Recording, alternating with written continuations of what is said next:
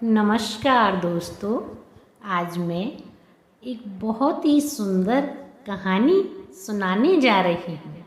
कहानी का शीर्षक है बुद्धिमान बंजारा। एक बंजारा था। वह बैलों पर मेट यानी मुल्तानी मिट्टी लाद कर दिल्ली की तरफ आ रहा था। रास्ते में कई गांवों से गुजरते समय उसकी बहुत सी मेट बिक गई। बैलों की पीठ पर लदे बोरे आधे तो खाली हो गए और आधे भरे रह गए। अब वे बैलों की पीठ पर टिकें कैसे, क्योंकि भार एक तरफ हो गया। नौकरों ने पूछा कि क्या करें। बंजारा बोले, अरे सोचते क्या हो, बोरों के एक तरफ रेत भर लो यानी बालू भर लो। यह राजस्थान की ज़मीन है, यहाँ रेत बहुत है। नौकरों ने वैसा ही किया। बैलों की पीठ पर एक तरफ आधे बोरे में मैट हो गई और आधे बोरे में रेत हो गई। दिल्ली से एक सज्जन उधर आ रहे थे। उन्होंने बैलों पर लदे बोरों में से एक तरफ रेत झरते हुए देखी तो वे बोले कि बोरों में एक तरफ रेत क्यों भरी है। नौकरों ने कहा, संतुलन करने के लिए। वे सज्जन बोले, अरे यह तुम क्या मूर्खता करते हो। तुम्हारा मालिक और तुम एक से ही हो। बैलों पर मुफ्त में ही भार ढोकर उनको मार रहे हो। मेट के आधे आधे दो बोरों को एक ही जगह बांध दो तो कम से कम आधे बैल तो बिना भार के खुले चलेंगे। नौकरों ने कहा, आपकी बात तो ठीक जचती है, पर हम वही करेंगे जो हमारा मालिक कहेगा। आप जाकर हमारे मालिक से यह बात करो और उनसे हमें हुक्म दिलवाओ। वह मालिक बंजारे से मिला और उससे बात कही।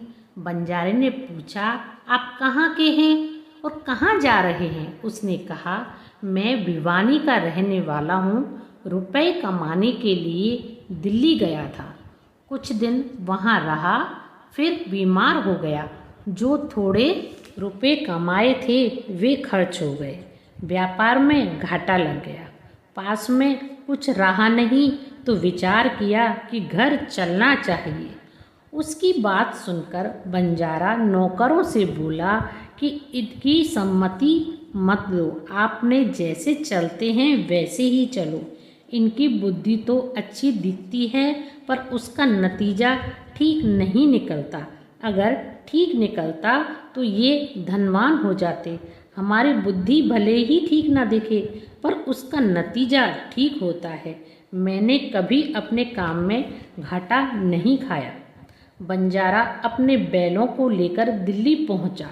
वहां उसने जमीन खरीदकर मेट और रेत दोनों का अलग अलग ढेर लगा दिया और नौकरों से कहा कि बैलों को जंगल में ले जाओ और जहां चारा पानी हो वहां उनको रखो।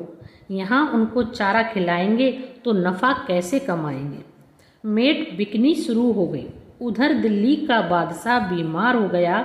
वैद्य ने सलाह दी कि अगर राजस्थान के धोरे पर रहें बादशाह तो उनका शरीर ठीक हो सकता है।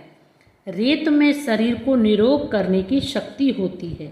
अतः बादशाह को राजस्थान भेजो। राजस्थान क्यों भेजें, वहाँ की रेत यहीं मंगा लो। ठीक बात है, रेत लाने के लिए ऊँट को भेजो। ऊँट क्यों भेजें, यहीं बाजार में रेत मिल जाएगी। बाजार में कैसे मिल जाएगी, अरे दिल्ली का बाजार है, यहाँ सब कुछ मिलता है। मैंने एक जगह रेत का ढेर लगा हुआ देखा है। अच्छा तो फिर जल्दी से रेत मंगवा लो।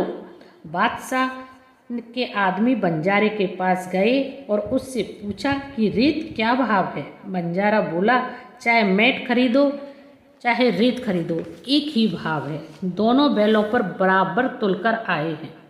बादशाह के आदमियों ने यह सारी रेत खरीद ली। अगर बंजारा दिल्ली से आए उस सज्जन की बात मानता तो ये मुफ्त के रुपए कैसे मिलते। इससे सिद्ध हुआ कि बंजारे की बुद्धि ठीक काम करती थी। इस कहानी से यह शिक्षा लेनी चाहिए कि जिन्होंने अपनी वास्तविक उन्नति कर ली है उनका विवेक विकसित हो चुका है, जिनको तत्व का अनुभव हो चुका है उन्होंने अपने दुख, संताप, अशांति आदि सबको मिटा दिया है। ऐसे संत महात्माओं की बात मान लेनी चाहिए क्योंकि उनकी बुद्धि का नतीजा अच्छा हुआ है। जैसे किसी व्यापार में बहुत धन कमाया हो तो वह जैसा कहे वैसा ही हम करेंगे तो हमें भी लाभ होगा, उनको लाभ हुआ है तो हमें लाभ क्यों नहीं होगा।